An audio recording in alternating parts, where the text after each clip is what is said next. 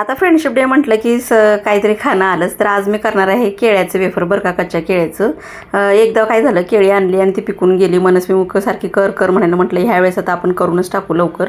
तर वाटीत मी सैंधव मीठ आणि पाणी घेतले बरं का. आधी साधी उपवासाची केळी करणार, नंतर म्हटलं हळद घालू, कारण हळद चालत नाही ना उपवासाला. आणि छानपैकी इथं तेल एकदम फुल फ्लेमवर गरम करायचं. नंतर जेव्हा आपण केळी टाकतो की नाही, नंतर मंद आचेवर छानपैकी तळून घ्यायचं. आणि नंतर मग साच्याच्या साह्याने केळीच्या चकत्या टाकायच्या आणि 2 थेंब नंतर पाण्याचे टाकायचे. पाण्याचे थेंब टाकले की चरचा आवाज यायला स्टार्ट होतो आणि जेव्हा पाण्याचा आवाज यायचा बंद होईल तेव्हा समजायचं आपलं केळीचं चिप्स तयार आहे. मस्तपैकी इथं आधी उपवासासाठी करून घेतली, नंतर मग हळदीचे करून घेतले. बघा कसला भारी आवाज येतोय.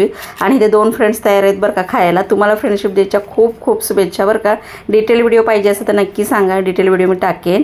आणि बघा इथे फ्रेंड्स तयार आहे. फ्रेंड म्हटलं की वेफर आलंच की. बघा 2 भाऊ 2 फ्रेंड्स आहेत, छानपैकी त्यांना सुद्धा आवडलेलं आहे. तुम्हाला कसं वाटलं वेफर्स नक्की सांगा आणि चला की सबस्क्राईब करा पटापटा.